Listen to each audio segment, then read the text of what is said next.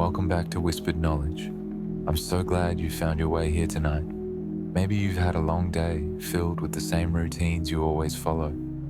Or maybe you're the kind of person who lies awake, wondering why you do the things you do, over and over again, almost without thinking. Either way, tonight's journey is designed just for you. You have nothing to do but rest. Let your mind relax, your breathing slow, and your body settle into the comfort of wherever you are. Because tonight, we're exploring something that shapes nearly every moment of your waking life, yet often goes unnoticed. We're diving deep into the world of habits. Habits are the invisible architecture of daily life. They're the reason you reach for your phone first thing in the morning, the way you tie your shoes without thinking, the route you take to work without consulting a map, the way you hold your coffee cup. Research suggests that roughly 40% of our daily activities are performed in almost the same situations each day, behaviors that unfold with minimal conscious thought. It's a habit, a behavior repeated so many times that your brain has automated it, freeing up mental energy for other things.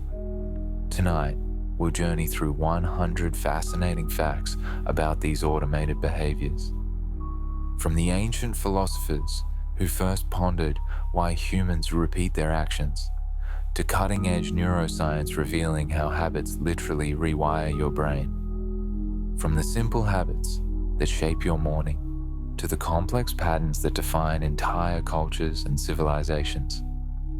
You'll hear about the chemistry of craving, the psychology of change, the surprising amount of time it really takes to form a new habit, and the reasons why some behaviors feel impossible to break, while others stick effortlessly. We'll explore the habits of history's most accomplished individuals, the dark science of addiction, and the small changes that can cascade into remarkable transformations. Some of what you hear tonight might surprise you. Other facts might explain patterns in your own life that you've never quite understood. And as you drift towards sleep, you might find yourself seeing your own routines in a completely new light.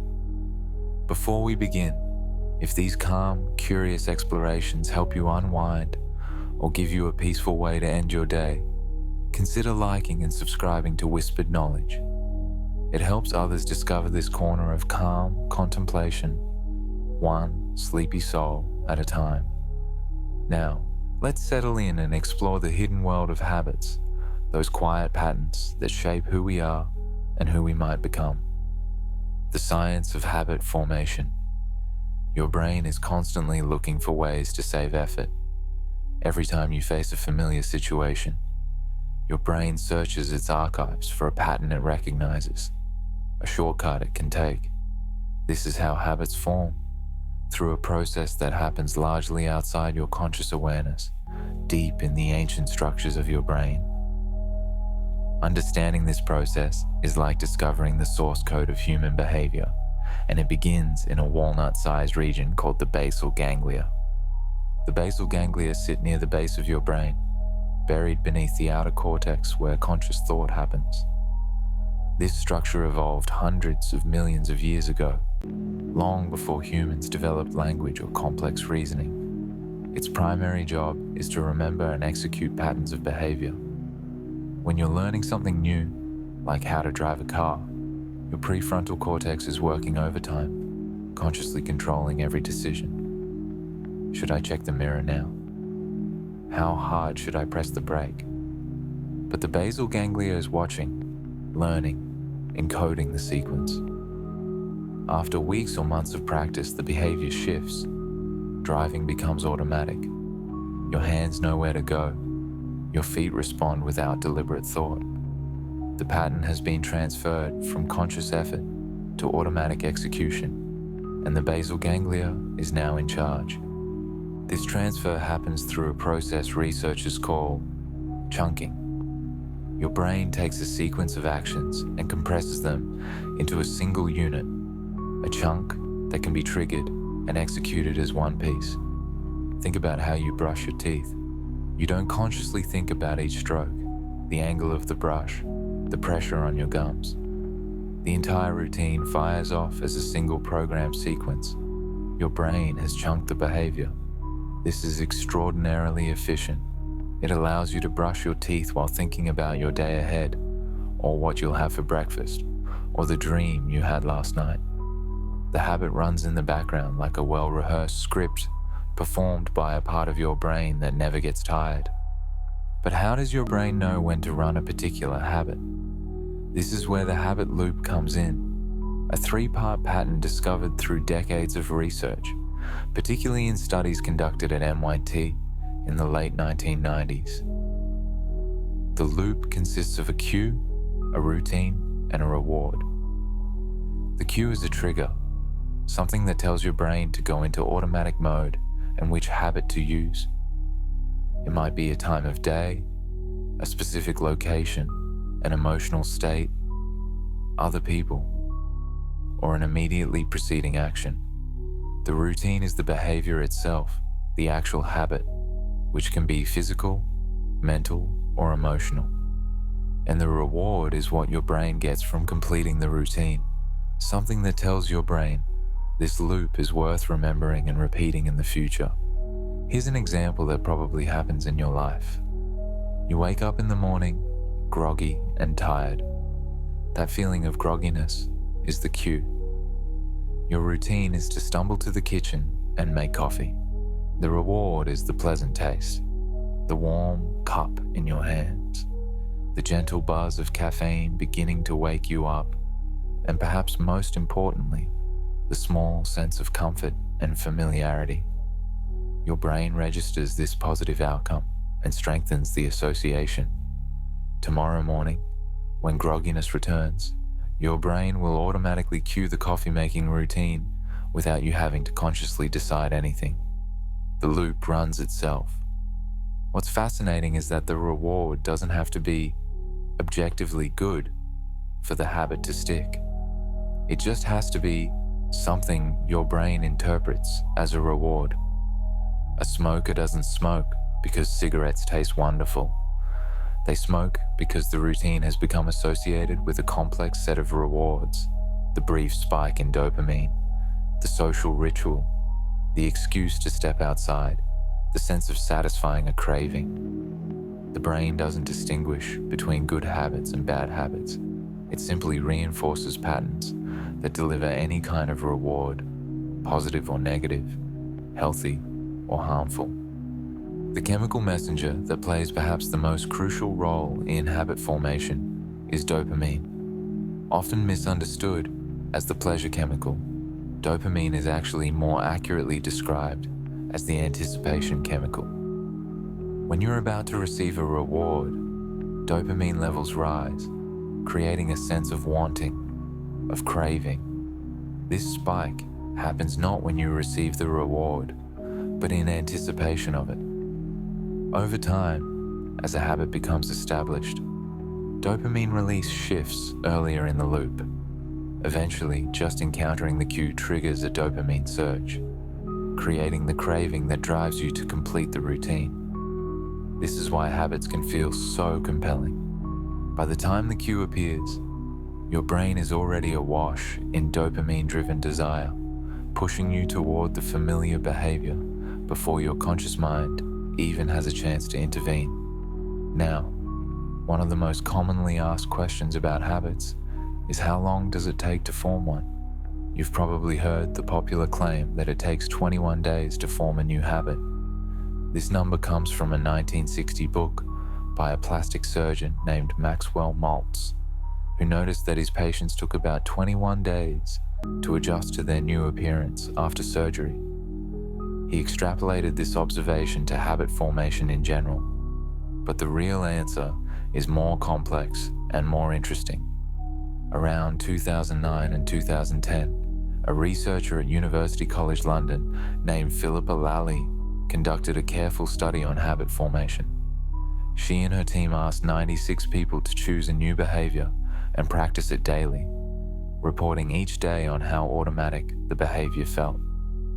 The behaviors ranged from simple, like drinking a glass of water after breakfast, to more demanding, like running for 15 minutes each day. What they found was that on average, it took 66 days for a behavior to become automatic. But the range was enormous. Some participants formed their habit in just 18 days, while others took more than 254 days. The complexity of the behavior mattered. Simple habits formed faster. More challenging behaviors took longer. But even more important was consistency. Missing a single day had little impact on long-term habit formation, but missing frequently made the process much slower. The brain needs repetition to encode a pattern, but it's forgiving of occasional interruptions. This research reveals something hopeful. Habits don't require perfection. They require patience and consistency over time. There's another crucial aspect of habit formation that often goes overlooked: the role of neuroplasticity. Your brain is not a fixed structure. It changes throughout your life in response to your experiences, a property called neuroplasticity.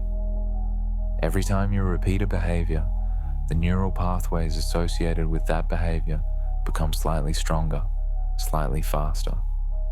The neurons that fire together wire together, as neuroscientists say. With repetition, these pathways become like well-worn trails through a forest, easy to follow, requiring little conscious navigation. This is why habits become effortless over time. The neural infrastructure supporting them has been reinforced through countless repetitions. But this also means that breaking a habit doesn't erase the neural pathway. The trail through the forest remains, even if you stop using it. This is why old habits can resurface so easily after months or even years. The pathway is still there, waiting to be reactivated by the familiar cue. Recent research using brain imaging has shown that when people successfully change a habit, they're not deleting the old pathway. Instead, they're building a new pathway that competes with the old one. The stronger pathway wins. This is why replacement is often more effective than simple cessation when trying to break a habit. If you simply try to stop a behavior, the old pathway remains the strongest option. But if you deliberately practice a new behavior in response to the same cue, you're building a competing pathway. Over time, with enough repetition, the new pathway can become stronger than the old one, making the new behavior the automatic response. Your brain hasn't forgotten the old habit, but it has learned a new one that takes priority. The basal ganglia, dopamine, the habit loop, neural pathways, all of these work together in a complex dance that happens mostly beneath your awareness. You walk through your day, executing hundreds of automated behaviors, each one the result of countless repetitions that have been encoded into your brain's architecture. These patterns save enormous amounts of mental energy, allowing you to navigate familiar situations efficiently. But they also mean that much of your life is governed by patterns established in the past, behaviors you may have chosen consciously once but now execute automatically. Understanding the science of habit formation is the first step toward gaining some measure of control over these patterns, toward shaping the invisible architecture that shapes you. Ancient habits and historical perspectives. Humans have been pondering the nature of habit for thousands of years, long before modern neuroscience could peer inside the living brain. Ancient philosophers and thinkers across cultures observed that people tend to repeat behaviors. The character seems to be shaped by consistent action, and the changing ingrained patterns is one of life's great challenges. Their insights, derived from careful observation and logical reasoning, often align remarkably well with what we now know from scientific research. Aristotle, the Greek philosopher who lived in the 4th century before the Common Era, believed that habits were central to ethics and to living a good life. In his work, Nicomachean Ethics, he explored how virtues are formed through habitual action rather than through isolated acts. As the historian Will Durant later summarized Aristotle's philosophy, we are what we repeatedly do, and excellence is not an act, but a habit. For Aristotle, virtue wasn't something you were born with, or something that came from a single, heroic action. It was the result of practicing virtuous behaviors until they became second nature. A person becomes brave by repeatedly acting bravely in frightening situations. A person becomes generous by repeatedly giving to others. Over time, these behaviors form character. Aristotle understood intuitively what neuroscience now confirms, that repeated actions reshape who we are, encoding patterns that define our nature.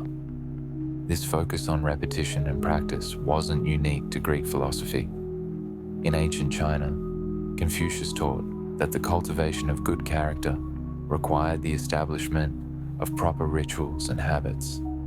The practice of Li, often translated as ritual propriety, involved learning and repeating correct behaviors in social contexts until they became natural and spontaneous. Confucius believed that by practicing these rituals consistently, individuals would internalize the values they represented, becoming genuinely virtuous rather than simply following rules. The outer practice would reshape the inner person. This is a profound understanding of how habits work. The behaviors we practice, even if they feel forced at first, gradually change who we are at a deeper level. Buddhist traditions, which emerged in India around the 6th century before the Common Era, developed sophisticated understandings of habit and conditioning. Buddhist psychology identifies what are called samskaras, mental impressions, or habitual patterns that accumulate through repeated thoughts and actions. According to Buddhist teaching, these samskaras shape how you perceive the world and how you react to it. Negative samskaras lead to suffering, while positive ones lead to peace and wisdom. The practice of meditation is, in part, about becoming aware of these habitual patterns and learning to choose new responses.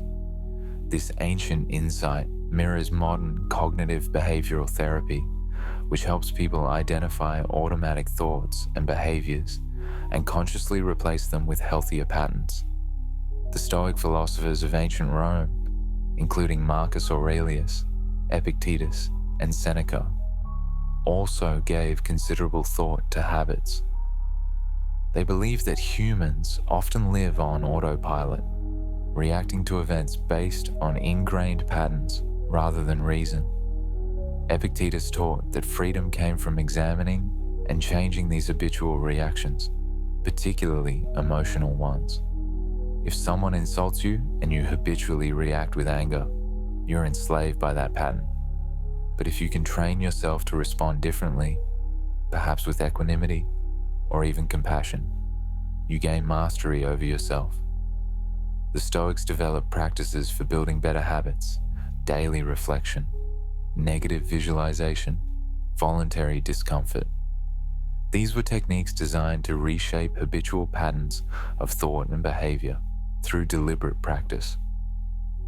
Jumping forward to the European Enlightenment, philosophers continued to grapple with habit. John Locke, the 17th century English philosopher, wrote extensively about how education should focus on forming good habits in children. He believed that the mind was like a blank slate at birth, and that a person's character was largely the product of experience and habit formation. Locke's emphasis on environmental influence and repeated practice anticipated modern behaviorism by centuries. He understood that children learn not primarily through lectures or punishment, but through consistent modeling and practice of desired behaviors. The philosopher David Hume, writing in the 18th century, took this even further. Hume argued that much of human reasoning itself is based on habit. When we expect the sun to rise tomorrow, or expect bread to nourish us rather than poison us, we're not using logical deduction. We're relying on habit, on patterns observed so many times that they feel like necessary truths. Hume's insight was radical. Even our most basic beliefs about cause and effect are rooted in habitual associations formed through experience. This anticipated modern psychology's understanding of how the brain uses past patterns to predict the future. In the 19th century, the American philosopher and psychologist William James wrote what may be the most influential essay on habit ever published. In his 1890 book, The Principles of Psychology, James devoted an entire chapter to habit, describing it as the enormous flywheel of society, its most precious conservative agent. James argued that habits were crucial for social stability. If everyone had to consciously decide how to act in every situation, society would descend into chaos. Habits allow for predictable behavior, for social coordination, for the smooth functioning of daily life. But James also recognized the darker side.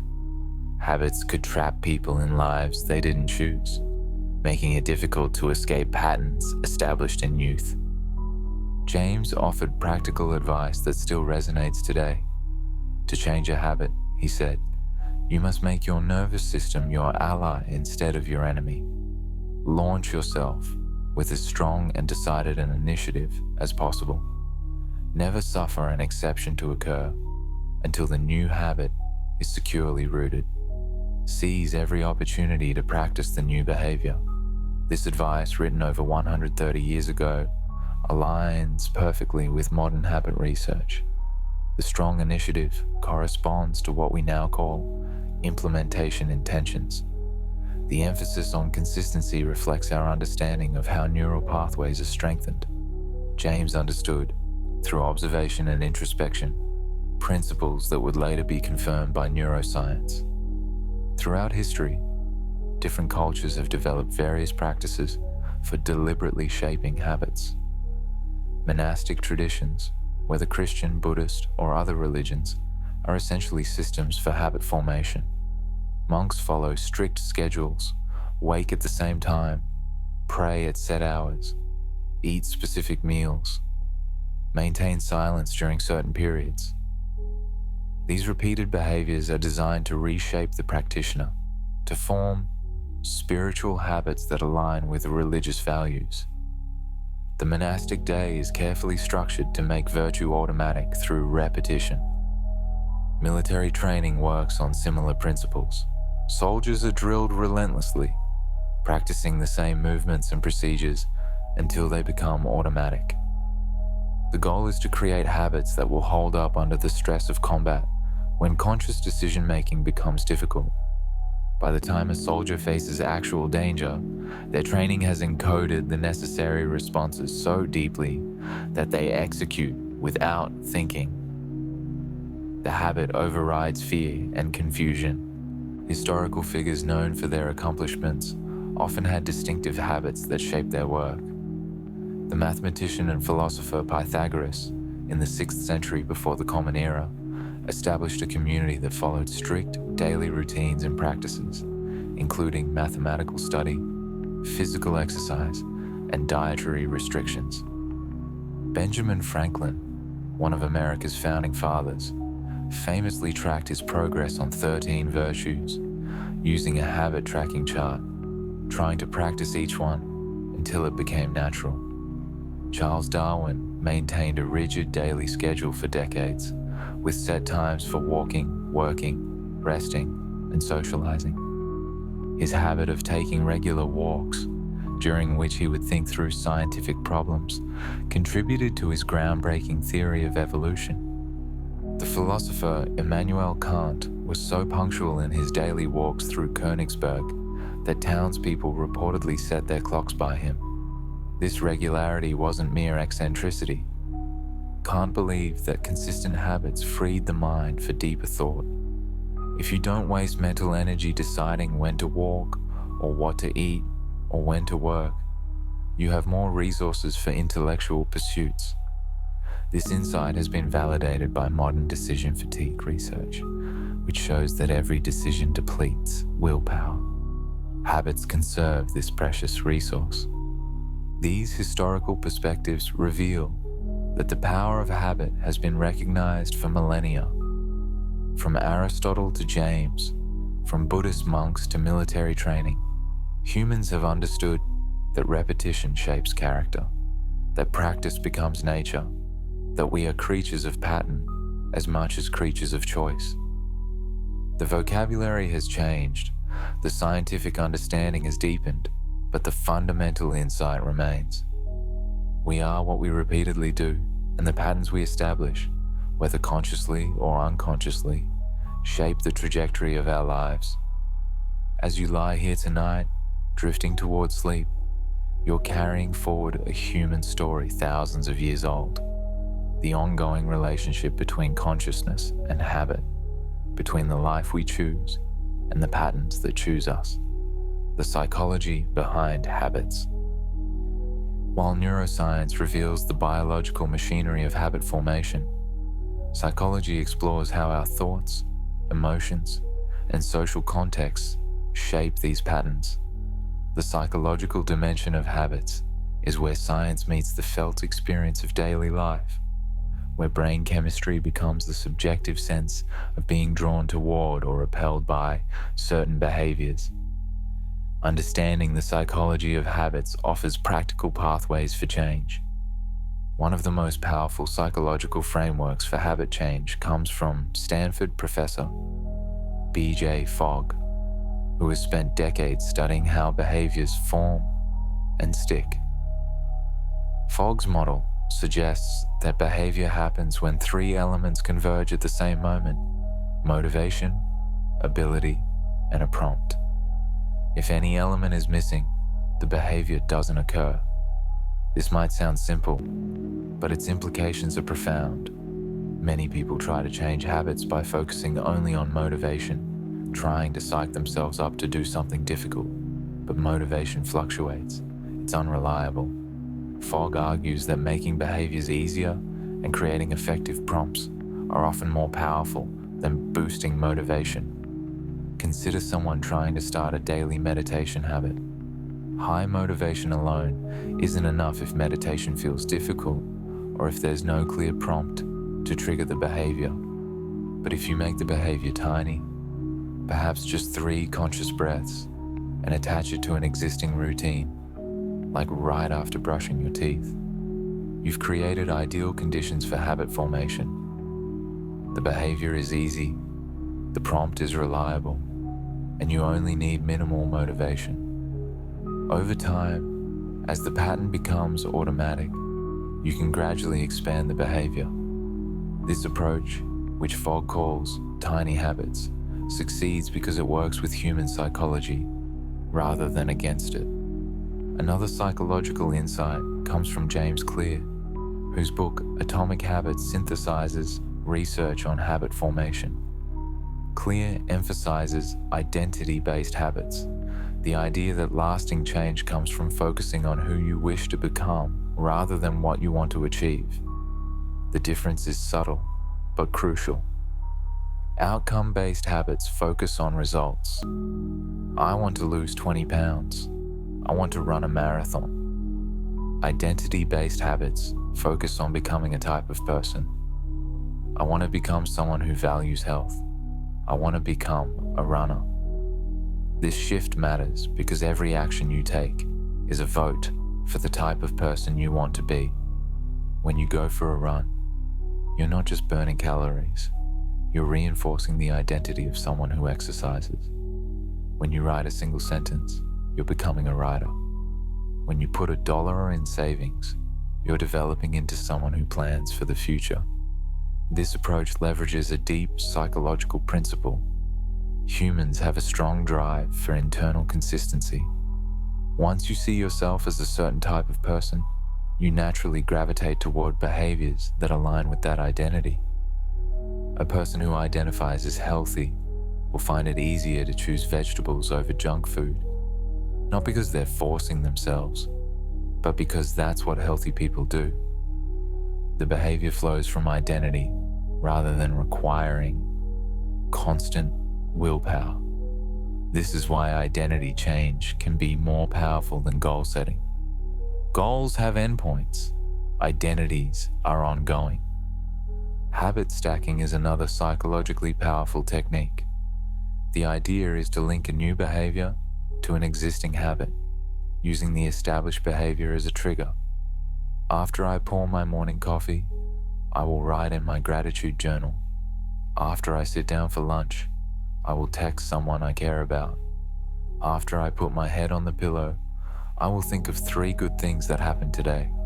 The existing habit provides a reliable cue, and because it's already automatic, you don't have to remember to perform the trigger. The basal ganglia already knows this routine. You're simply extending it, adding a new step to an existing chunk. The power of habit stacking lies in how it leverages existing neural pathways. Instead of trying to remember a completely new behavior at an arbitrary time, you're attaching it to something your brain already does automatically. This dramatically increases the likelihood that the new behavior will be triggered consistently. Over time, the stack becomes a single chunk, a longer, automated sequence. This technique was popularized by Clear, but it builds on earlier research into what psychologists call implementation intentions. Implementation intentions are specific plans about when, where, and how you'll execute a behavior, usually framed in an if-then format. If situation X arises, then I will perform behavior Y. Research by psychologist Peter Gollwitzer has shown that forming implementation intentions significantly increases the likelihood of following through on goals. The mechanism is essentially pre-decision. Instead of waiting until the moment arrives and then deciding what to do, which requires willpower and is vulnerable to distraction, you've already decided. The situation triggers the behavior automatically. This is precisely how habits work, except you're consciously designing the cue routine connection. The environment plays a massive psychological role in habit formation, a principle explored extensively by behavioral economics and psychology. Humans are exquisitely sensitive to context. The same person who eats healthy meals at home might overindulge at a buffet. The same person who exercises regularly at the gym might struggle to work out at home. The environment provides cues that trigger habits, and it also influences behavior through what researchers call choice architecture, the way options are presented. If you want to eat more fruit, put it in a visible location on the counter. If you want to watch less television, unplug it after each use so there's a small barrier to starting. If you want to read more books, place one on your pillow in the morning. These environmental tweaks don't require willpower. They work by shaping the landscape of decision-making, making desired behaviors easier and undesired behaviors slightly harder. Over time, these small frictions and facilitators add up, guiding you toward better patterns without constant struggle. This insight has a darker mirror. Much of modern consumer culture is designed to exploit habit psychology. Apps are engineered to be addictive, using variable reward schedules, the same psychological principle that makes slot machines compelling. Stores place impulse items near checkout counters, triggering purchase habits. Autoplay features on streaming platforms create passive consumption habits. Understanding these mechanisms is a form of self-defense in a world that profits from your habitual behaviors. Keystone habits are another fascinating psychological phenomenon. These are habits that, once established, tend to trigger the formation of other good habits, creating a cascading effect. Exercise is a common keystone habit. People who start exercising regularly often find themselves naturally eating better, being more productive, smoking less, showing more patience, and even managing money more wisely. They didn't set out to change all these behaviors. The exercise habit somehow catalyzed broader change. Why do keystone habits work? One reason is that they often boost self-efficacy, your belief in your ability to succeed. When you successfully establish a challenging habit like daily exercise, you prove to yourself that you can change. This confidence spills over into other domains. You think, if I can do this, I can do that. Another reason is that some habits naturally create better environments for other habits. Morning exercise might wake you up, reducing coffee dependence. Reduced caffeine might improve sleep. Better sleep improves self-control. Better self-control supports healthier eating. The habits interlock, supporting each other. Psychology also illuminates why habit change is often so emotionally difficult. Habits aren't just behaviors. They're bound up with identity, with comfort, with social connections, with how we regulate emotions. Someone who smokes isn't just addicted to nicotine. Smoking might be how they take breaks at work, how they socialize with certain friends, how they calm down when stressed. Breaking the habit means losing all those associated functions. This is why replacement is crucial. You have to find new ways to meet the underlying needs the habit was serving. There's also the psychological phenomenon of ego depletion, though recent research has complicated the original concept. The idea is that self-control is a limited resource that gets depleted with use. Every time you resist a temptation or force yourself to do something difficult, you drain this resource a little. By the end of a long day of resisting donuts, dealing with frustrating people, and completing tedious tasks, you have less self-control left for your evening exercise habit. This is why habits are so valuable. They don't require self-control.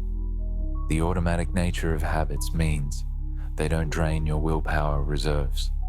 Social psychology adds another layer. Humans are intensely social creatures, and our habits are shaped by those around us. If your friends all exercise regularly, you're more likely to exercise. If your spouse eats late at night, you're more likely to develop that pattern. The groups you belong to create norms, and these norms become internalized as habits. This is both a challenge and an opportunity. If you're trying to change a habit that's reinforced by your social group, you'll face resistance. Not necessarily because people want to hold you back, but because your change disrupts established patterns. But if you can find or create a social context that supports your desired habits, the change becomes much easier. Your habits flow downstream from your associations. The psychological dimension of habits reveals that these patterns aren't just mechanical. They're woven into meaning, identity, emotion, and social connection. Changing habits isn't simply about reprogramming your brain. It's about understanding yourself, your environment, your relationships, and the deeper needs your behaviors are trying to meet. As you drift here in the quiet, your own habits might come to mind. The cup of tea in the evening, the way you arrange your pillows, the thoughts that arrive as sleep approaches. Each one is a small thread in the larger tapestry of who you are, shaped by psychology's invisible forces. Breaking bad habits. If forming good habits is challenging, breaking bad ones can feel nearly impossible. We all have patterns we wish we didn't, behaviors that undermine our health, waste our time, or contradict our values. Yet despite sincere intentions, these habits persist, sometimes for years or decades. Understanding why bad habits are so resilient and what actually works to break them is one of the most practical applications of habit science. First, it helps to understand that there's no such thing as a bad habit from your brain's perspective. The basal ganglia doesn't judge. It simply encodes patterns that have been repeated and reinforced. A habit that you now consider bad was formed the same way as any other habit, through repetition and reward. The smoking habit, the nail-biting habit, the phone-checking habit. Each follows the habit loop. There's a cue, a routine, and something your brain registers as a reward. The fact that the long-term consequences are negative doesn't prevent the habit from forming, because habit loops operate on immediate feedback, not future considerations. This is one reason bad habits are hard to break. The reward is often immediate and tangible, while the harm is delayed and abstract. A cigarette provides an instant hit of nicotine and a moment of relaxation. The lung damage happens decades later. The donut provides immediate pleasure. The weight gain is gradual and far off. Your brain's habit system evolved in an environment where immediate rewards strongly predicted future survival, while abstract long-term consequences didn't exist. It hasn't adapted to a world of credit cards, processed foods, and addictive substances engineered for maximum appeal. Another challenge is that attempts to simply stop a bad habit often fail because they don't address the underlying structure. If you focus on the routine, trying to white-knuckle your way through avoiding the behavior, you ignore the cue and the craving it triggers, and you leave the reward unmet. The cue still appears, the craving still arises. You're fighting against your brain's automatic systems with only willpower, which is notoriously unreliable. A more effective approach, supported by both research and clinical practice, is to keep the cue and the reward, but change the routine. This is the golden rule of habit change, identified by researchers and popularized by Charles Duhigg in The Power of Habit. If you can identify what cue triggers your bad habit and what reward you're actually seeking, you can find an alternative routine that provides the same reward in response to the same cue. The habit loop remains intact, but the behavior changes. Here's an example. Suppose you have a habit of buying a cookie from the cafeteria every afternoon. You want to stop because you're trying to eat healthier, but every afternoon at 3 o'clock, you find yourself at the cafeteria counter. To change this, you need to diagnose the habit loop. The cue is easy, 3 o'clock. But what's the reward? Is it the sugar rush, the break from work, the social interaction with the cafeteria staff? To figure this out, you need to experiment. One day, instead of getting a cookie, take a walk outside for 10 minutes. Another day, get a piece of fruit. Another day, chat with a coworker at your desk. After each alternative routine, pay attention to how you feel. Do you still feel the craving 15 minutes later? If the walk satisfies the craving, the reward was probably a break and physical movement. If the conversation works, the reward was social connection. If only something sweet helps, it was the sugar. Once you identify the real reward, you can design a replacement routine that provides it. If the reward is a break, you can take a brief walk every afternoon at 3 instead of getting a cookie. You've kept the cue and the reward, but changed the routine. The habit remains, but the behavior is healthier. This process requires self-awareness and experimentation. It's not always obvious what reward a habit is providing. Sometimes the reward is emotional. A habit of late-night snacking might be about soothing loneliness or anxiety. A habit of checking social media constantly might be about avoiding difficult tasks or seeking validation. These deeper rewards are harder to identify and harder to replace, but the principle is the same. You need to find a healthier way to meet the underlying need. There's another phenomenon that makes breaking bad habits difficult: the extinction burst. When you first try to stop a habitual behavior, the urge often gets stronger before it gets weaker. This is the extinction burst, a well-documented phenomenon in behavioral psychology. Your brain, noticing that the usual reward isn't arriving, essentially panics and ramps up the signal. The craving intensifies. This is the moment when most people give up, assuming the habit is impossible to break. But if you can persist through the extinction burst, the craving will eventually diminish. The burst is a sign that change is working, not that it's failing. Knowing this in advance can make the difference between success and relapse. Bad habits are also difficult to break because of environmental cues. If you always smoke with your morning coffee, the coffee becomes a trigger. If you always watch television while eating dinner, sitting on the couch cues eating. These associations are formed through repetition, and they're incredibly powerful. One cigarette in a different context might be easy to resist, but that first cup of coffee in the morning unleashes a cascade of associations, memories, and cravings. This is why changing your environment can be surprisingly effective. If you can't quit smoking in your usual contexts, sometimes taking a trip or changing your routine for a week can break the association between cues and behavior, giving you a fresh start. Stress is another major factor.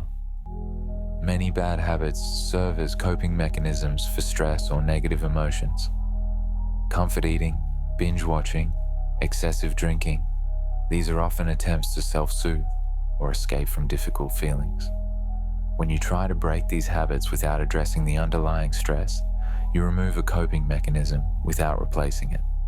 This is why approaches that combine habit change with stress management techniques like mindfulness, therapy, or exercise tend to be more successful. You're not just removing a bad habit, you're building healthier ways to handle the challenges that triggered the habit in the first place. The concept of decision points is also useful when breaking bad habits. Most habitual behaviors involve a moment when you could theoretically make a different choice, even if it doesn't feel that way. The decision point is the instant just before the habit executes. For a smartphone checking habit, the decision point is when your hand reaches toward the phone. For overeating, it might be when you're deciding whether to get seconds. These moments are brief and easily overlooked because the habit makes the behavior feel automatic and inevitable. But by deliberately slowing down at decision points and creating friction, a pause of even 5 seconds, you give your conscious mind a chance to intervene. Some people find it helpful to set rules or constraints that eliminate decision points altogether. If you're trying to stop eating junk food, don't keep it in the house. You can't eat what isn't there. The decision point now occurs at the grocery store, a context where you have more self-control than you do at home late at night. If you're trying to reduce screen time, put your phone in another room when you get home from work.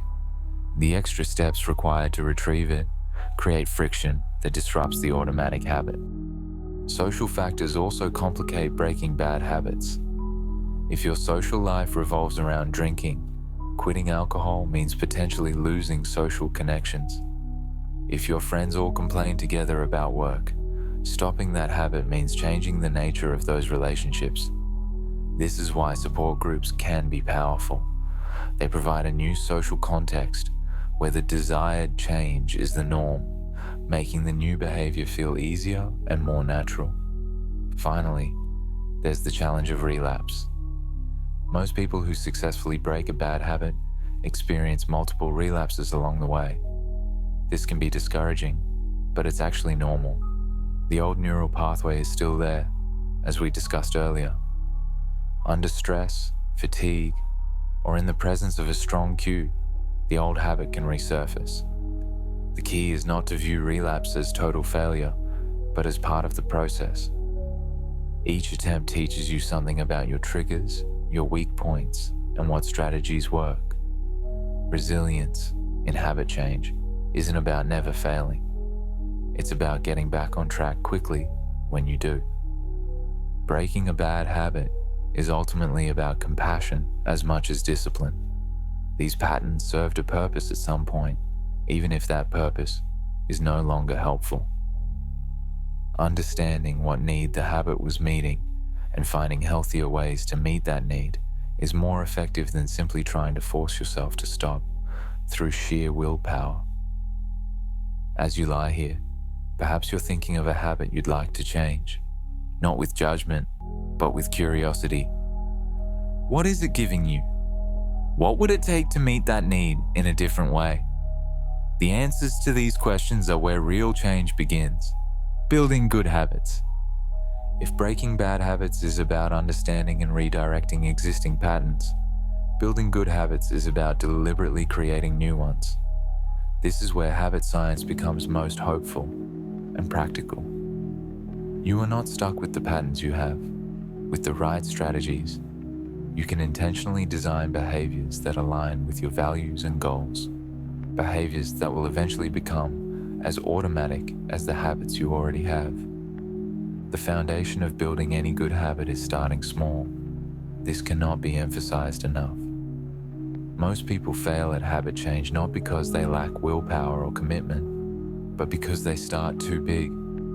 They want to transform their lives, so they commit to exercising for an hour every day, meditating for 30 minutes, reading for an hour, and overhauling their diet all at once. This approach almost always fails because it requires massive amounts of willpower, and as we've discussed, willpower is a limited resource. After a few days or weeks, the effort becomes unsustainable, and the person crashes back to their old patterns, often with a sense of failure and discouragement. The alternative is to make the new habit so small that it requires almost no willpower. B.J. Fogg, whose work we discussed earlier, suggests starting with behaviors that take less than 30 seconds. If you want to build a flossing habit, start by flossing just one tooth. If you want to meditate daily, start with 3 breaths. If you want to read more, read 1 page. These tiny behaviors might seem absurd. What good is flossing 1 tooth? But the goal isn't the specific outcome. The goal is to establish the pattern, to practice showing up. Once the behavior is automatic, once you do it without thinking, you can gradually expand it. But in the beginning, make it as easy as possible. This approach works because it removes the psychological barrier of getting started. The hardest part of exercising isn't the workout itself. It's putting on your shoes and leaving the house. The hardest part of writing isn't typing for an hour. It's opening the document. By making the initial behavior tiny, you eliminate excuses. You can always floss 1 tooth. You can always do 3 breaths. You can always read 1 page. And often, once you start, you'll naturally do more. But even if you don't, you've still practiced the habit, still reinforced the neural pathway, still made progress. Consistency matters more than intensity when building habits. It's better to write for 10 minutes every single day than to write for 5 hours once a week. The daily repetition is what encodes the pattern in your basal ganglia. This is why habits are more powerful than motivation. Motivation comes and goes. You'll have days when you feel inspired and days when you feel exhausted. But if the habit is automatic, you do it regardless of how you feel. The behavior isn't dependent on your mood or energy level. It just happens, like brushing your teeth. Research on habit formation consistently shows that missing a single day has minimal impact, but missing frequently derails the process. This is actually liberating. It means you don't need to be perfect. If you're sick, or traveling, or dealing with a crisis, missing your habit occasionally won't undo your progress. But the pattern of consistency is crucial. This is why very small habits are so powerful. Even on your worst day, you can do something tiny. You can do 1 push-up, write 1 sentence, practice gratitude for 30 seconds. That single action maintains the chain of consistency, keeping the pathway active.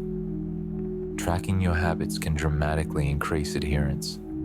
There's something psychologically powerful about seeing a visual representation of your consistency.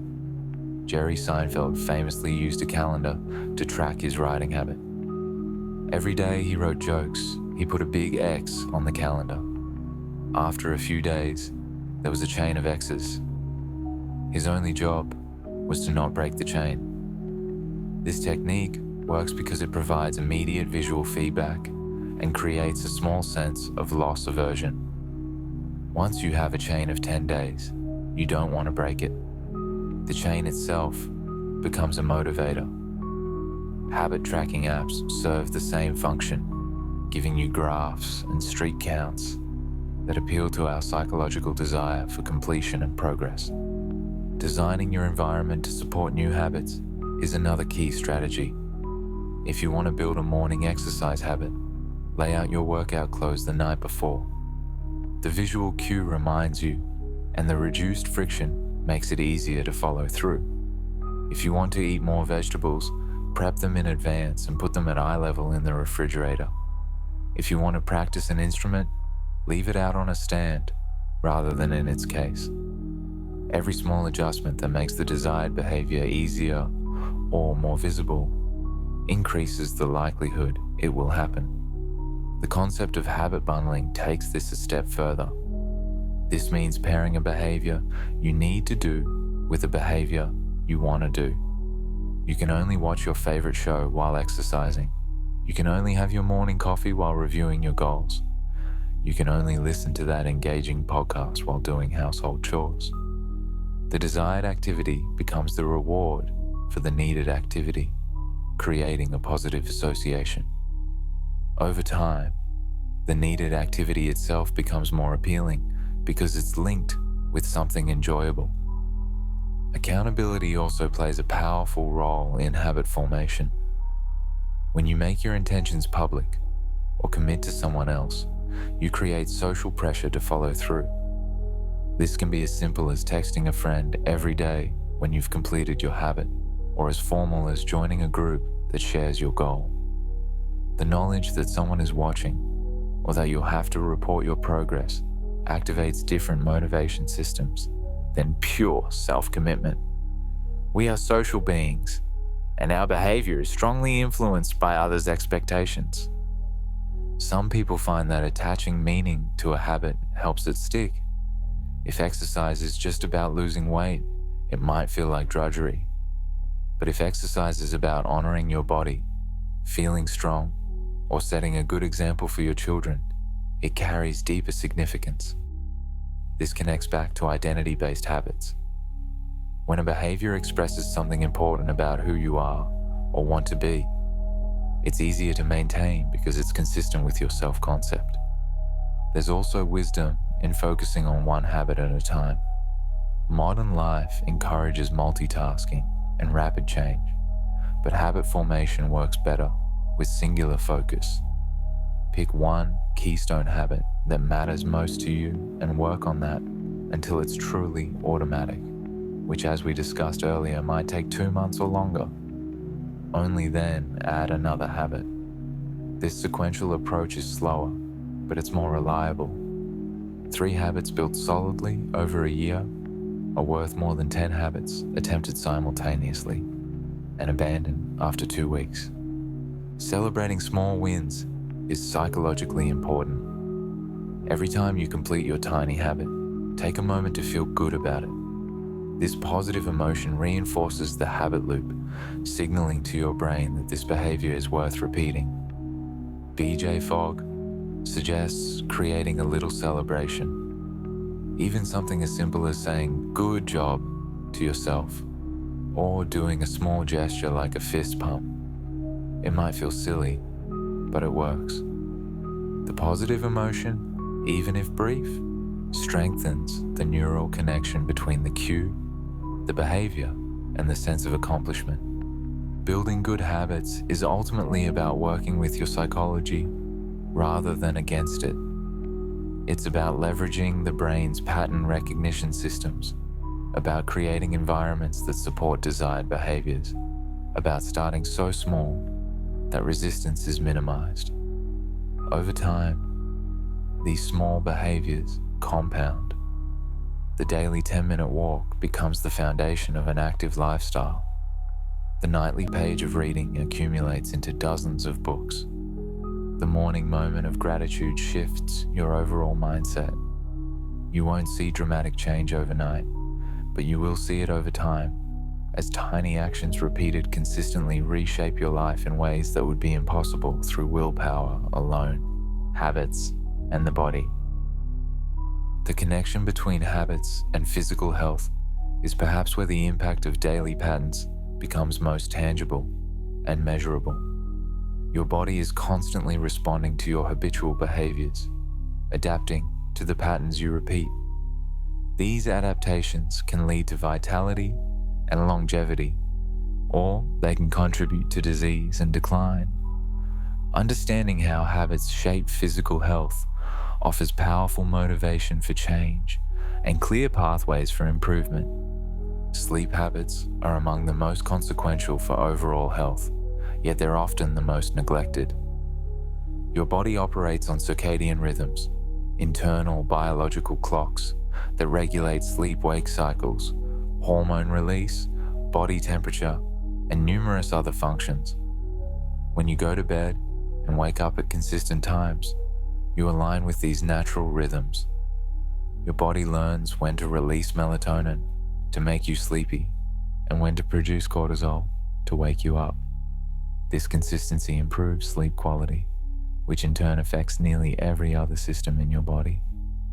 People with irregular sleep habits, going to bed at vastly different times depending on the day, disrupt these rhythms. The body never fully adapts because the pattern keeps changing. The result is often poor sleep quality, even when spending adequate time in bed. The habit of consistency matters more than almost any other single factor in sleep quality. This is why sleep experts recommend maintaining the same sleep schedule, even on weekends, allowing your body's internal rhythms to stabilize. The habits surrounding sleep matter just as much as the schedule. What you do in the hour before bed significantly affects sleep quality. Exposure to blue light from screens suppresses melatonin production, making it harder to fall asleep. Eating large meals late at night diverts blood flow to digestion, disrupting sleep architecture. Consuming caffeine within 6 hours of bedtime blocks adenosine receptors, interfering with the chemical signals that promote sleep. Conversely, helpful pre-sleep habits like reading, gentle stretching, or keeping the bedroom cool and dark all facilitate better sleep. These aren't occasional choices. When repeated nightly, they become habits that either support or sabotage rest. Exercise habits have remarkably broad health benefits, affecting not just physical fitness, but mental health, cognitive function, and even longevity. Regular exercise strengthens the cardiovascular system, increases bone density, improves insulin sensitivity, enhances immune function, and releases endorphins that improve mood. But these benefits only accrue through consistency. Exercising intensely once a week doesn't provide the same benefits as moderate exercise several times per week. The body adapts to regular stress, growing stronger and more efficient. Sporadic activity doesn't trigger these adaptations. What's particularly interesting about exercise habits is that they often become self-reinforcing. People who exercise regularly report that they feel better when they exercise, creating a natural reward loop. They also experience withdrawal when they stop, missing the physical sensation of movement and the psychological boost. The habit becomes part of their identity. They don't think, "I should exercise." They think, "I'm someone who exercises." This identity shift makes the behavior automatic and sustainable. Eating habits are perhaps the most complex because they're intertwined with culture, emotion, and social context. Humans have evolved to enjoy eating, particularly foods high in sugar, salt, and fat, which were rare and valuable in ancestral environments. Modern food environments exploit these preferences, offering constant access to hyper-palatable processed foods engineered for maximum appeal. In this context, developing healthy eating habits requires consciously designing patterns that work against these impulses. One powerful eating habit is mindful eating, paying attention to what you're eating, savoring flavors and textures, and noticing when you feel satisfied rather than eating until you're full. This habit counters the tendency to eat quickly while distracted, which often leads to overconsumption. Another effective habit is meal planning, deciding in advance what you'll eat so you're not making decisions in moments of hunger when willpower is low. These habits don't require perfect adherence to a specific diet. They're about creating patterns that support healthier choices over time. The habit of drinking water regularly is surprisingly consequential. Mild dehydration, which many people experience chronically without realizing it, affects energy levels, cognitive performance, mood, and numerous bodily functions. But humans don't have strong thirst signals until dehydration is already significant. Building a habit of drinking water at set times, like upon waking, with each meal, and mid-afternoon, ensures adequate hydration without relying on thirst as a guide. Posture and movement habits affect musculoskeletal health. How you sit, stand, and move throughout the day creates patterns of tension and alignment in your body. Hours spent hunched over a computer create forward head posture and rounded shoulders. These patterns, repeated daily for years, can lead to chronic pain and restricted movement. Conversely, habits of regular stretching, posture checks, and movement breaks can prevent these issues. The body adapts to whatever you do most frequently. If you mostly sit in poor alignment, that becomes your default. If you regularly move and stretch, your body maintains flexibility and balance. Substance use habits, whether involving alcohol, tobacco, caffeine, or other substances, have direct physiological effects that compound over time. A nightly habit of several alcoholic drinks affects liver function, sleep quality, cardiovascular health, and brain chemistry. A heavy caffeine habit creates tolerance, requiring more for the same effect while creating dependency and withdrawal symptoms. The challenge with these habits is that the pleasurable effects are immediate, while the harm accumulates slowly and invisibly, only becoming apparent after years or decades. Hygiene habits, from hand washing to dental care to bathing, seem mundane but have significant health impacts. The habit of washing hands before eating and after using the restroom dramatically reduces infectious disease transmission. The habit of flossing daily prevents gum disease, which has been linked to cardiovascular problems and other systemic health issues.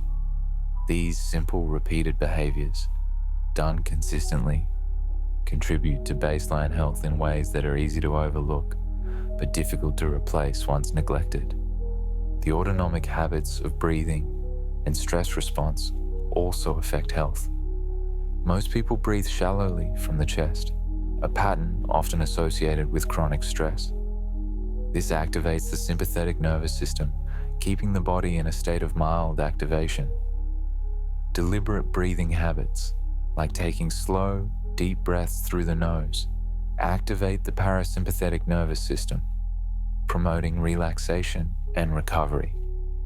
Over time, this can shift the body's baseline state from stressed to calm, with cascading effects on blood pressure, inflammation, digestion, and immune function. Recovery habits are essential for anyone engaged in demanding physical or mental work. The body needs rest to adapt and repair. Habits of taking breaks, getting adequate sleep, and periodically resting from intense activities allow the body to rebuild stronger. Without these recovery periods, the body enters a state of chronic stress, leading to burnout, injury, and illness. Recovery isn't passive laziness. It's an active biological process, and habituating regular rest supports this essential function. Your body is, in many ways, a living record of your habits. The strength of your muscles reflects your movement habits. The clarity of your mind reflects your sleep habits. The health of your heart reflects your exercise and eating habits. These patterns, repeated over months and years, literally shape your physical form and function. Understanding this connection offers both responsibility and hope. Your current state is largely the product of past habits, but your future state will be the product of the habits you build starting now. As you rest here, your body continues its endless work of adaptation, responding to the patterns you've established, preparing for the patterns you'll practice tomorrow. Habits and productivity.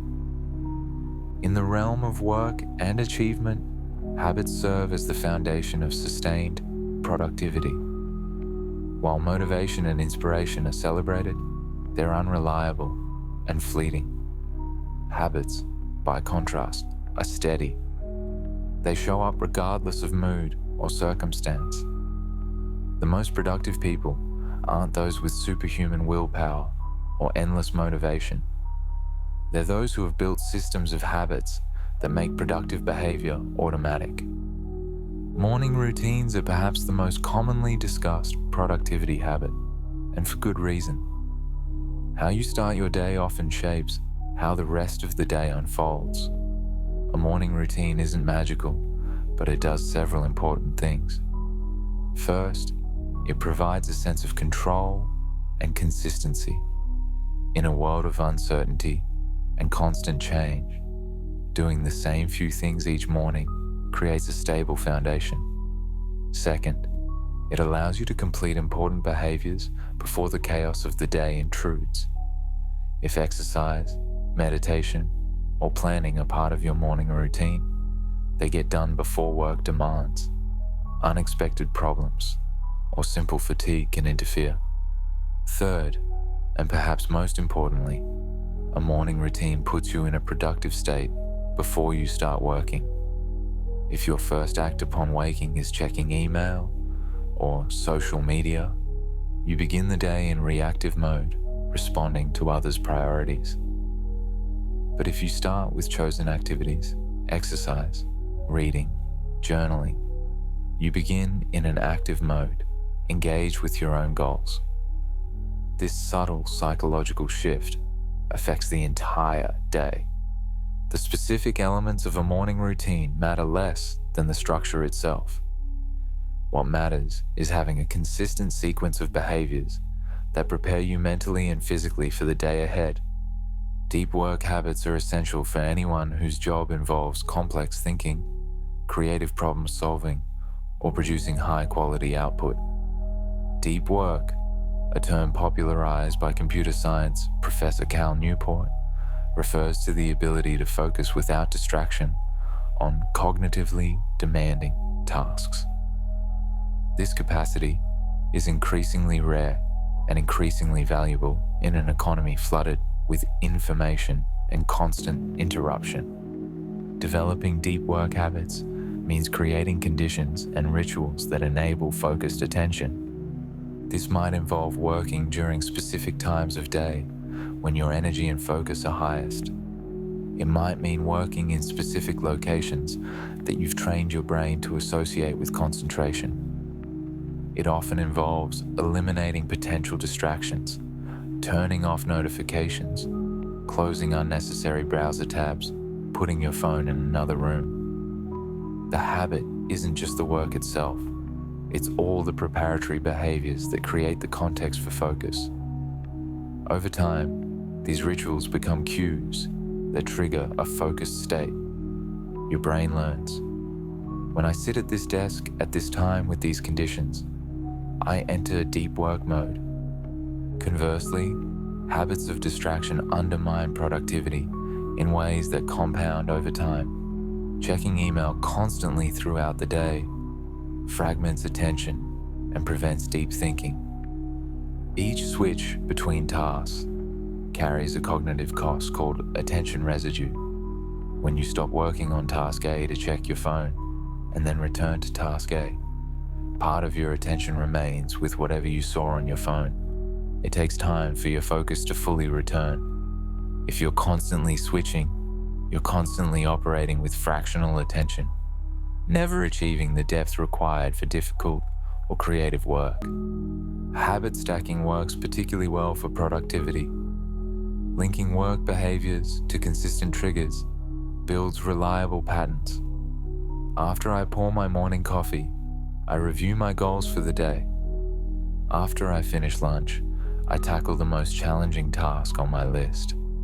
After I close my laptop, I write down tomorrow's priorities. These stacked habits create structure without requiring detailed scheduling. The trigger habit is already automatic, so the linked behavior is more likely to happen consistently. Energy management habits are crucial for sustained productivity. Your mental energy fluctuates throughout the day in predictable patterns. Most people have highest energy and willpower in the morning, declining as the day progresses. Understanding your own energy rhythms and building habits around them maximizes effectiveness. Schedule your most demanding work during your peak energy hours. Save routine tasks for low energy times. Take breaks before you're exhausted, not after. These patterns, when habituated, allow you to work with your biology rather than against it.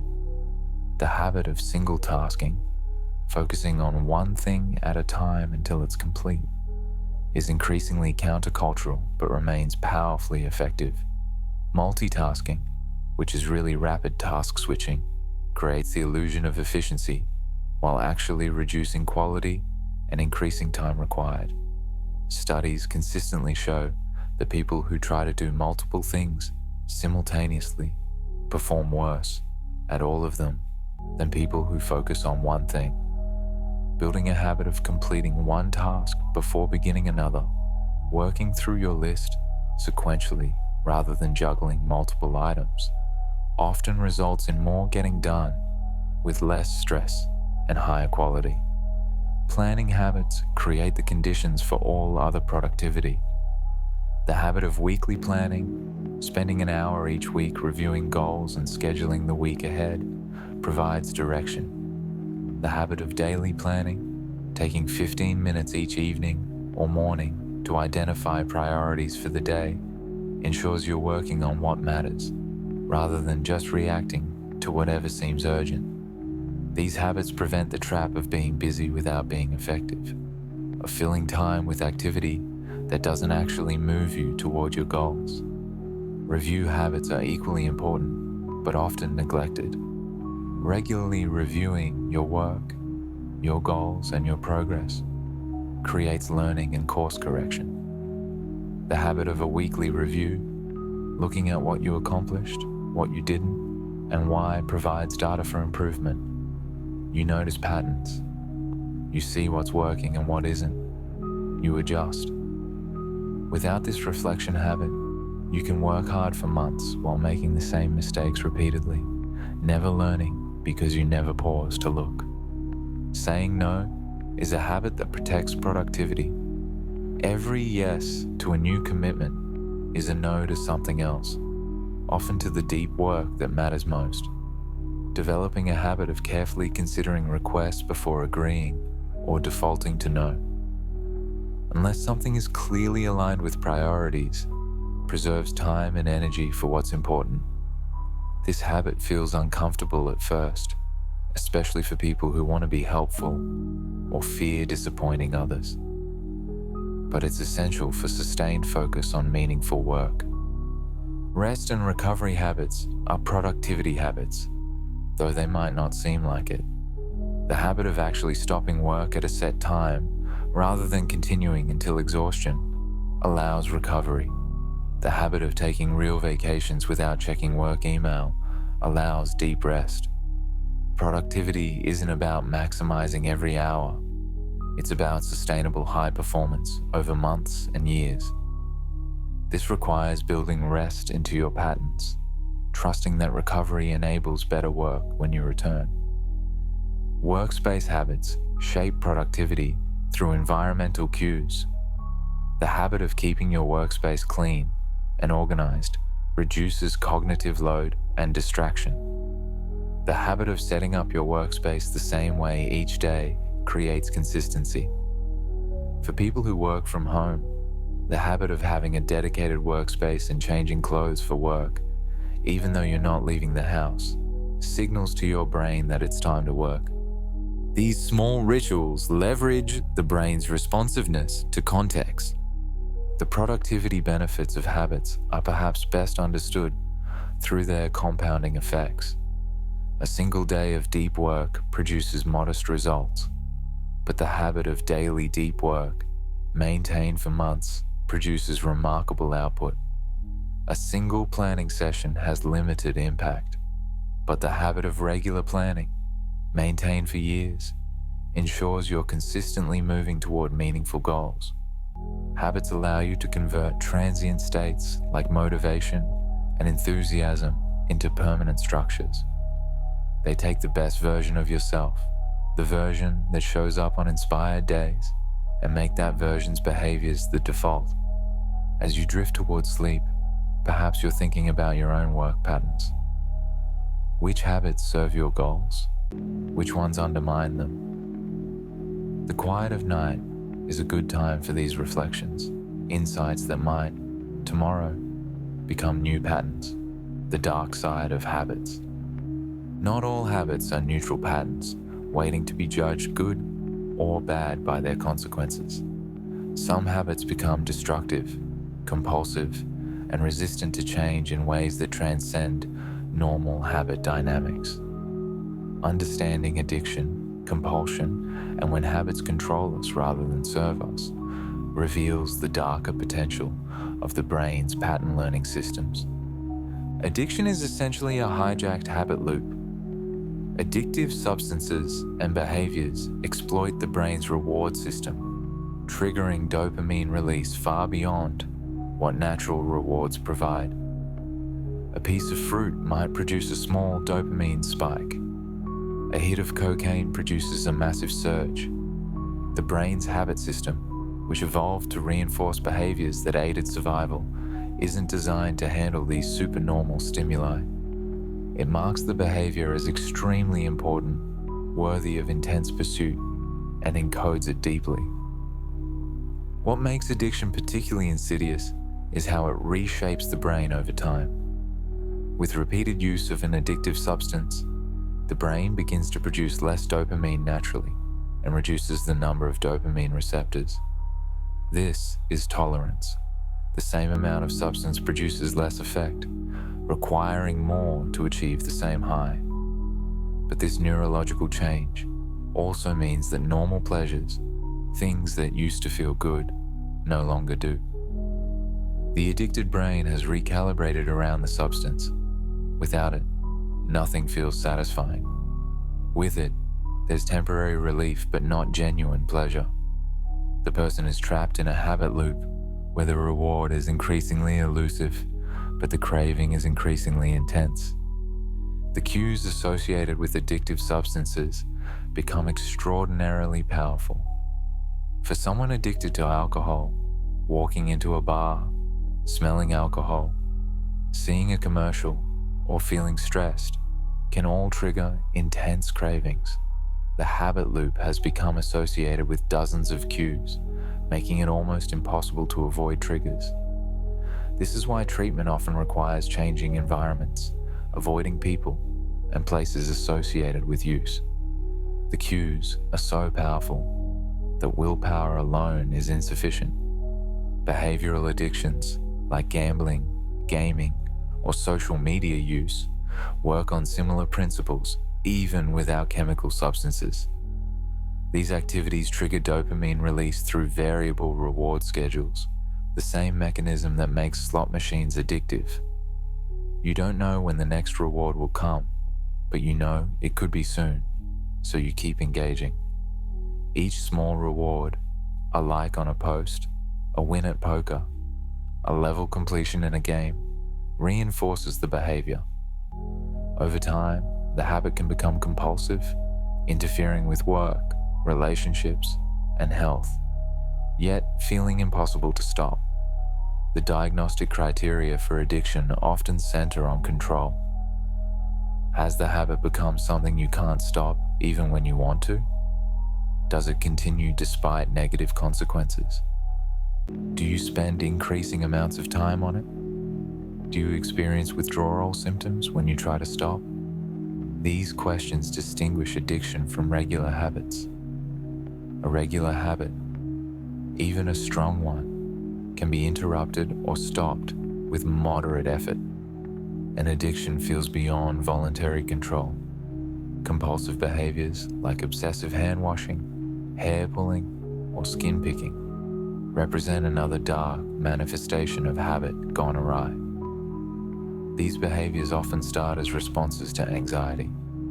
The action temporarily relieves the anxious feeling, creating a reward.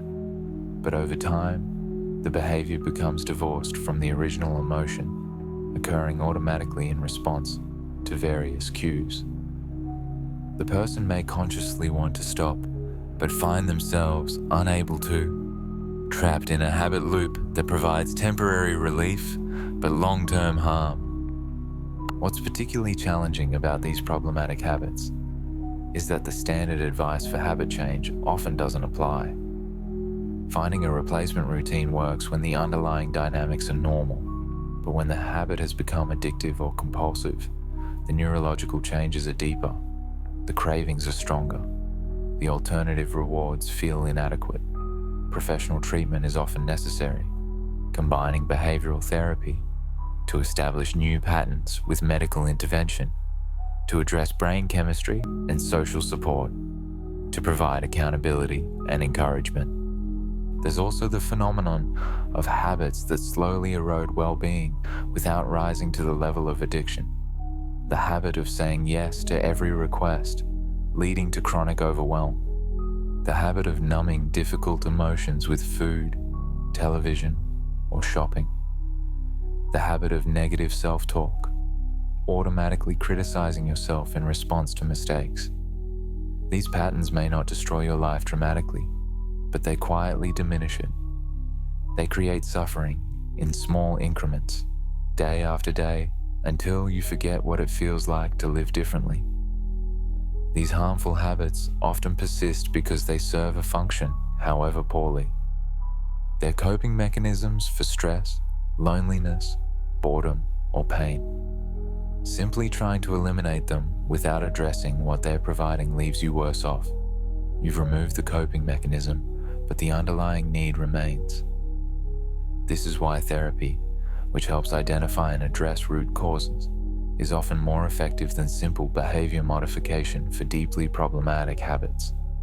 The dark side of habits also includes how they can trap us in unfulfilling lives.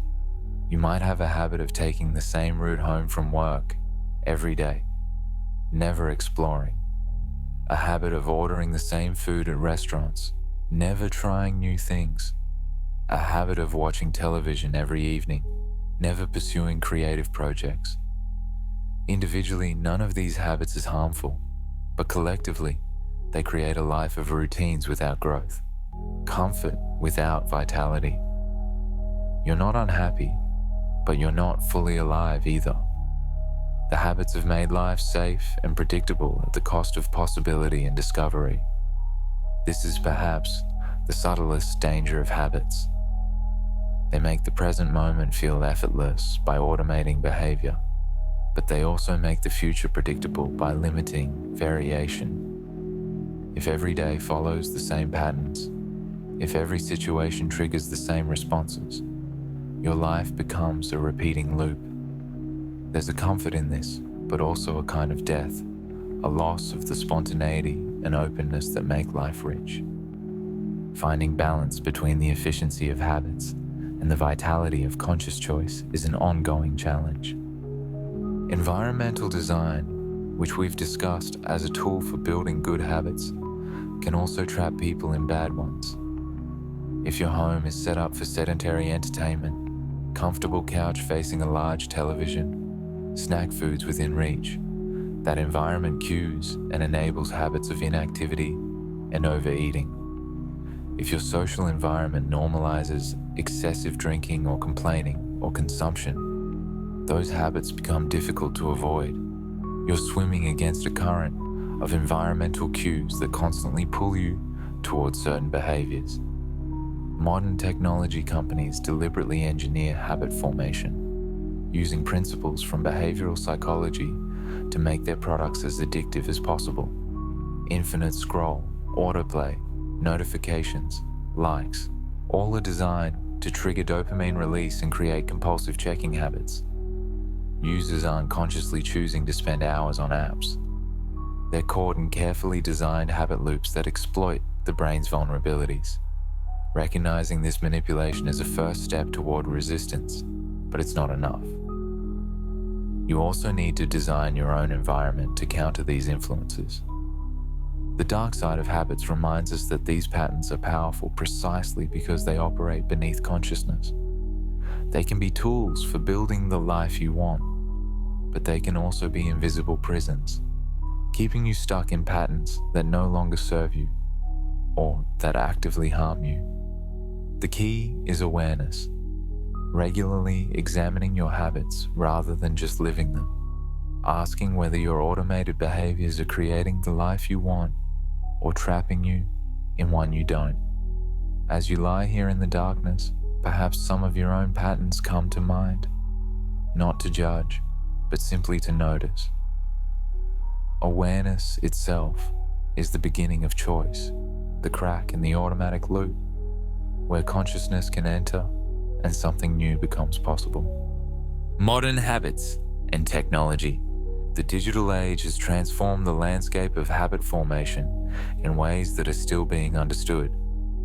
The devices that promise to make life easier and more connected have also created new habits, some beneficial, many problematic. Understanding how technology shapes modern habits is essential for anyone navigating contemporary life. The smartphone habit is perhaps the most pervasive new pattern of the digital age. The average person checks their phone dozens of times per day, often without conscious decision. The phone becomes an automatic response to any momentary lull, boredom, waiting in line, sitting on the toilet, waking in the middle of the night. This habit forms because phones provide variable rewards like a slot machine. Each check might reveal a message, a like, an interesting article, or nothing. But you never know until you check, and that unpredictability makes the behavior highly reinforcing. The cues for phone checking are everywhere. A notification sound or vibration is an obvious trigger, but often the cue is internal, a feeling of boredom, anxiety, or simply the absence of other engagement. The phone has become the default response to any unstructured moment. This habit fragments attention and prevents deeper engagement with the present moment. You're never fully present anywhere because part of your awareness is always oriented toward the possibility of checking your phone. The device that was supposed to connect us has, in many ways, made us less connected to our immediate environment and the people in it. Social media habits are particularly complex because they engage multiple psychological systems simultaneously. The habit loop is obvious. You feel bored or anxious.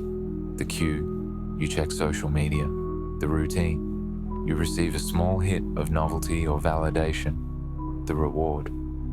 But social media also exploits social comparison, fear of missing out, and identity construction. Each post is a performance, and the likes and comments are feedback on that performance. This creates a habit of constantly monitoring and managing your online presence, a behavior that can become time-consuming and psychologically taxing. The infinite scroll design, now ubiquitous across platforms, eliminates natural stopping points. Traditional media, like a newspaper or magazine, had clear endings. You reached the last page and you were done. But a social media feed has no end. There's always one more post, one more video, one more thing to check. This design deliberately prevents habit completion, keeping you engaged indefinitely. The only way to stop is through conscious decision, which requires willpower. The habit, once triggered, has no natural conclusion. Email habits have shaped how people work and think. For many professionals, checking email has become a constant background behavior, done dozens or even hundreds of times per day. This creates a state of continuous partial attention where you're never fully focused on any one thing.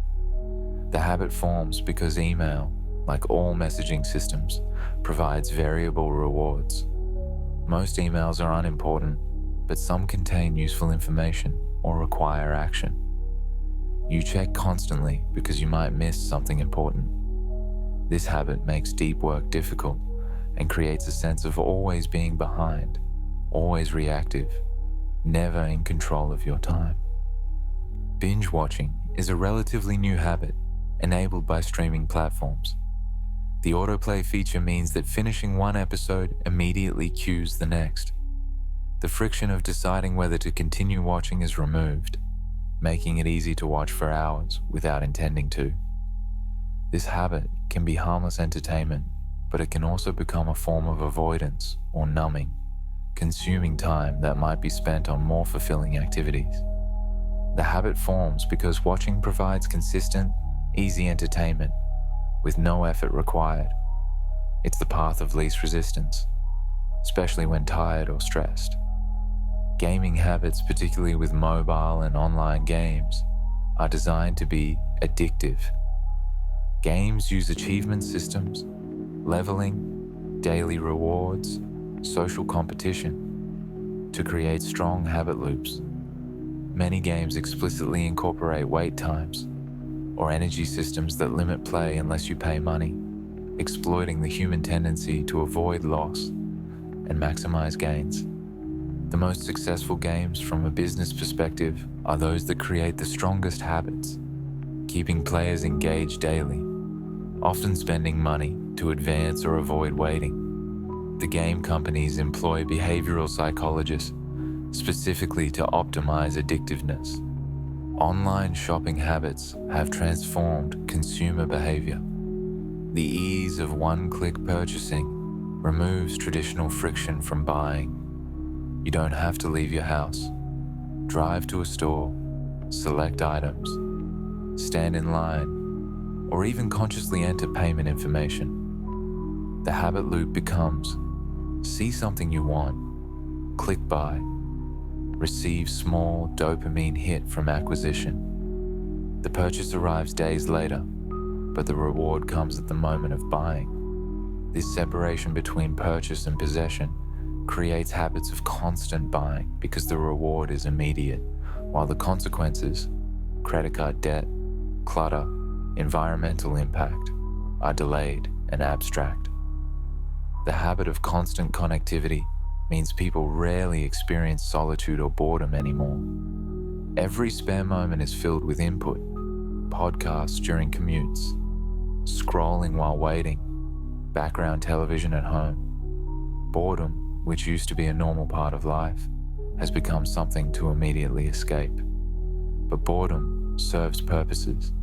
It creates space for mind wandering, which is when many people have their best ideas. It allows the brain to rest and process information. It creates desire for more meaningful engagement. By habitually filling every moment with digital input, people may be losing access to these benefits. Technology also enables beneficial habits through tracking and accountability. Fitness apps make exercise habits more engaging through gamification and progress visualization. Habit tracking apps provide the streak mechanics that motivate consistency. Meditation apps guide practice and track progress.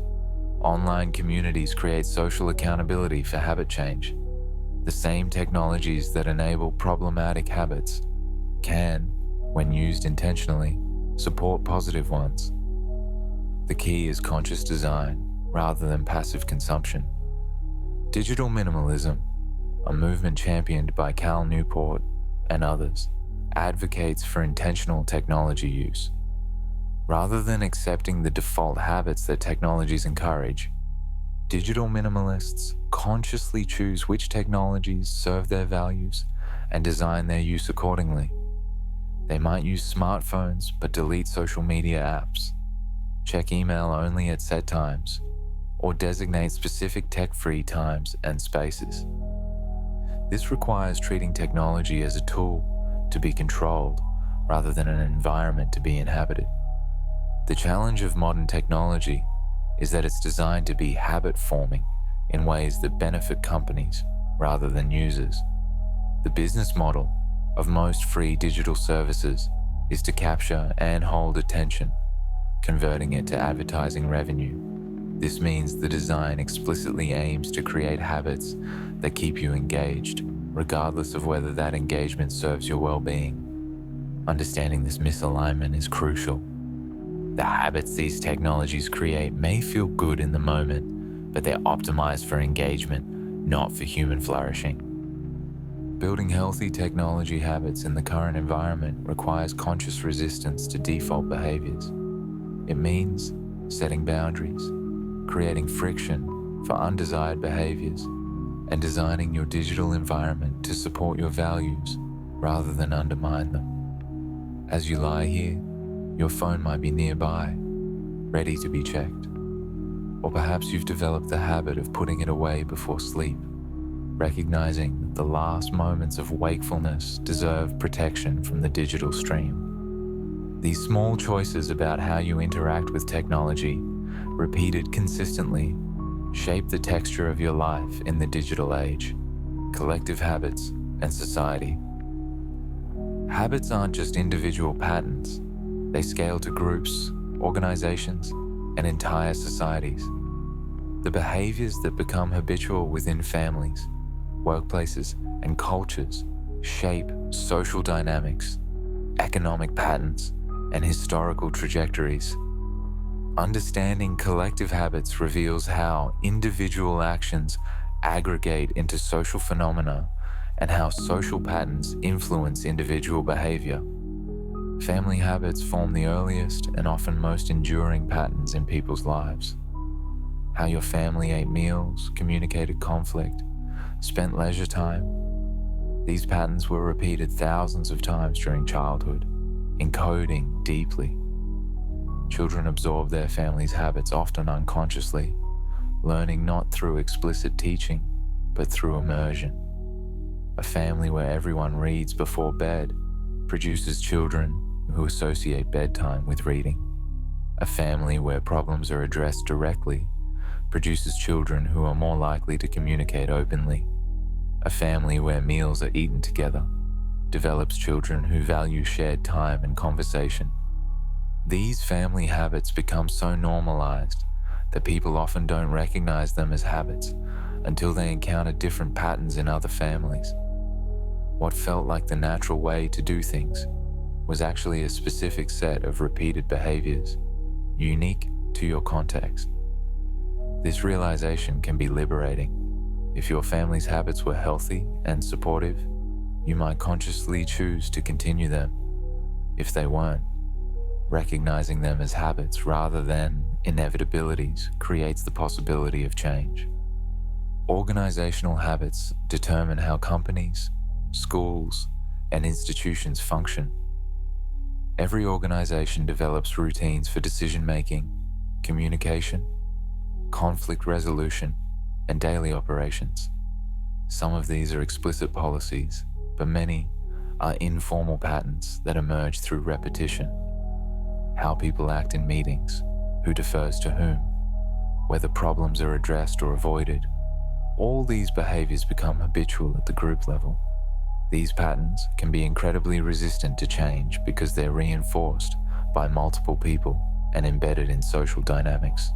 Transforming organizational habits requires more than individual change. It requires shifting the entire system, altering incentives, changing structures, and often replacing people who are invested in the old patterns. This is why organizational change initiatives so often fail. They try to change behavior without changing the underlying systems that support and reinforce existing habits. A company might want to develop a culture of innovation, but if the organizational habits involve punishing mistakes and rewarding conformity, no amount of inspiring speeches will create the desired change. Cultural habits, the patterns common to a society or community, shape everything from eating schedules to communication styles to attitudes toward time. Different cultures have different habits around personal space, eye contact, directness in communication, and thousands of other behaviors. These patterns feel natural and correct to people within the culture, but can seem strange or inappropriate to outsiders. Cultural habits are transmitted through social learning, passed from generation to generation, not as explicit rules, but as normal ways of being. The power of cultural habits is that they coordinate behavior among strangers. When everyone in a society shares certain habits, social interaction becomes predictable and smooth. You know how to behave in a store, on a train, in a public space, because you share habits with others around you. But cultural habits can also perpetuate inequality and harm. If a culture has habits of deference to authority, challenging power becomes difficult. If a culture has habits of avoiding direct conflict, systemic problems may go unaddressed. Social change movements often involve collective habit change.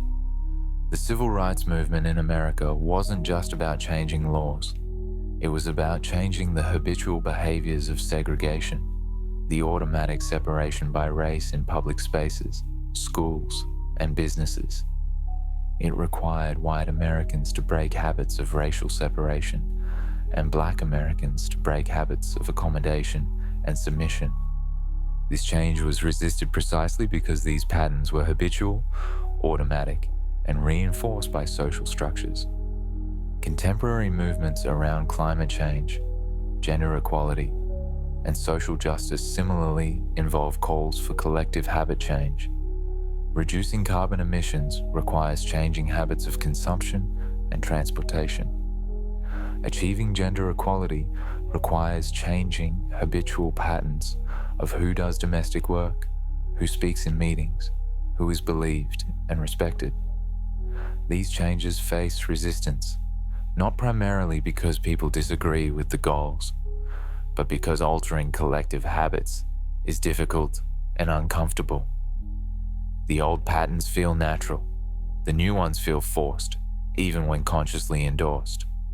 Consumer habits, the patterns of purchasing and using products, shape entire economies. The habit of drinking coffee each morning supports a global industry. The habit of replacing phones every few years drives technology manufacturing. The habit of driving rather than walking shapes urban design and energy consumption. These individual habits, multiplied across millions of people, create massive economic and environmental impacts. Companies spend billions on marketing designed specifically to create and reinforce consumer habits. The goal is to make choosing their product automatic, to associate their brand with specific cues and contexts. Collective habits also exist at the societal level in how communities respond to challenges. Some communities have habits of coming together during crisis, organizing support networks and mutual aid. Others have habits of individualism, where people handle problems privately. These patterns shape resilience and well-being during difficult times. The COVID-19 pandemic revealed these collective habits starkly, with some communities rapidly organizing to support vulnerable members, while others struggled with coordination and trust. Democratic habits, patterns of civic engagement, information seeking, and political participation determine how well democratic systems function. A citizenry with habits of staying informed, evaluating evidence, and participating in governance supports democratic health. A citizenry with habits of apathy, tribal loyalty, and information avoidance enables democratic decay. These habits aren't individual moral failings. They're shaped by media systems, education, economic stress, and social structures. But understanding them as habits, patterns that can change, offers hope for improvement. The transmission of habits across generations is a crucial mechanism of social continuity and change. Parents pass habits to children, often unconsciously. Teachers model habits of thinking and behavior. Media portrays certain patterns as normal and desirable. Each generation inherits habits from the previous one, but also develops new patterns in response to changed circumstances. The habits of the digital generation differ from those of their parents, shaped by technologies that didn't exist earlier. This generational shift creates both conflict, as older patterns are challenged, and adaptation, as society evolves. Social norms are essentially collective habits, behaviors that are expected and reinforced through social pressure. In some cultures, arriving exactly on time is the norm. In others, flexibility around time is habitual. These norms are maintained through subtle social enforcement. When someone violates a norm, they receive signals, raised eyebrows, comments, exclusion, that discourage the deviant behavior. When someone follows norms, they're accepted and included. This social reinforcement is powerful, often more powerful than laws or rules. People conform to social norms even when they disagree with them, because the social cost of deviation feels too high. Understanding habits at the collective level reveals that individual change and social change are intertwined. Your personal habits are shaped by the social context you inhabit, the families, organizations, and cultures that surround you. And social patterns are the aggregate of individual habits, the behaviors that people repeat because everyone around them does the same. Changing collective habits requires both individual choice and systemic change. People deciding to act differently and structures being redesigned to support new patterns. As you drift in the quiet, you're part of countless collective patterns, a participant in family dynamics, organizational routines, cultural norms. Some of these patterns serve you and your community well. Others might deserve questioning. The habits we share shape the world we inhabit together, one repeated behavior at a time, compounding across individuals into the texture of social life itself. Closing reflection. We've journeyed through 100 facts about habits, from the neural pathways in your brain to the cultural patterns that span societies, from ancient philosophical insights to cutting-edge neuroscience, from the simple act of brushing your teeth to the complex dynamics of addiction and social change. Throughout this exploration, certain themes have emerged, patterns within the patterns, if you will, that might serve you as you think about your own life and the habits that shape it. First, habits are fundamentally about efficiency. Your brain evolved to automate repeated behaviors, freeing conscious attention for novel challenges. This is neither good nor bad. It's simply how the system works. The habits you have, the ones you want, and the ones you don't, formed through the same basic process of repetition and reward. Understanding this removes moral judgment from habit change. You're not weak-willed or lazy if you struggle with bad habits. You're navigating a brain system that doesn't distinguish between habits that serve your long-term welfare and those that undermine it. Second, change is possible but requires patience and strategy.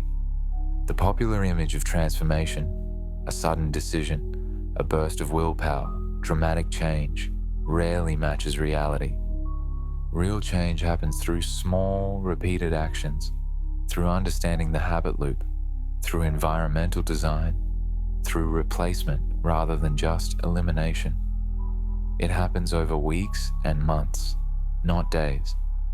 It requires self-compassion when you stumble, and persistence when progress feels invisible.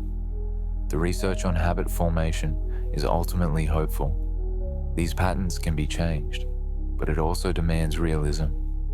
Change requires consistent effort over time. Third, habits are deeply interconnected with identity. You're not just trying to do different things. You're trying to become a different type of person. This is why identity-based habit change can be so powerful. When you see yourself as a runner, running becomes natural. When you see yourself as someone who values health, healthier choices flow from that identity. But this also means that habit change can feel threatening. Giving up habits that are tied to your sense of self can feel like losing part of who you are. Recognizing this emotional dimension is important for navigating change with compassion. Fourth, context matters enormously. Your habits don't exist in isolation. They're triggered by environments, social groups, and internal states. This is why changing context can be so effective. A new location, a new routine, a new social circle. These shifts can disrupt old habits and make new ones easier. It's also why habit advice that worked for someone else might not work for you. You're operating in a different context, with different cues, different energy levels, different support systems. Effective habit change requires understanding your specific situation and designing strategies that fit your life. Fifth, there's wisdom in examining not just how to change habits, but whether to. Not every area of life benefits from optimization. Not every moment should be productive. Some habits, even apparently unproductive ones, might serve important functions, providing rest, joy, or connection. The goal isn't to turn your entire life into an efficient machine of optimal habits. It's to align your automatic behaviors with your conscious values, to create patterns that support the life you actually want to live, rather than just the life you think you should live. As you lie here, drifting between waking and sleep, your own habits are still operating beneath awareness. Your body knows how to breathe, to slow your heart rate as you relax, to cycle through sleep stages. These are habits too, biological patterns refined over millions of years of evolution. In a sense, you're a vast collection of habits, from the cellular level to your daily routines to the social patterns you participate in. Most of these habits serve you well, allowing you to navigate life without overwhelming conscious effort. But some habits, you've likely realized during our journey tonight, might deserve attention. Not judgment, but gentle awareness. Perhaps there's a pattern you'd like to build, a behavior that would enrich your life if it became automatic. Or perhaps there's a habit you'd like to release, a pattern that no longer serves the person you're becoming. These insights, formed in the quiet space before sleep, can be the seeds of change. Not dramatic overnight transformation, but the beginning of small experiments. Tiny behaviors repeated, new pathways forming in the vast network of your brain. The iron in your blood was forged in stars, as we noted at the beginning. And the habits in your life are forged in the repetition of days, in countless small choices that accumulate into patterns, into character, into destiny. As Will Durant summarized Aristotle's philosophy over 2,000 years later, we are what we repeatedly do. But you're also more than your habits. You're the awareness that can observe them, the consciousness that can choose, the possibility of change that exists in each present moment. As sleep approaches, let go of any urgency around change. Tonight is for rest. Tomorrow, you'll wake to a new day, carrying all your existing patterns, but also carrying what you've learned. Small changes, if you choose to make them. Tiny behaviors, if you choose to begin. Or simply a deeper understanding of the automatic rhythms that carry you through life.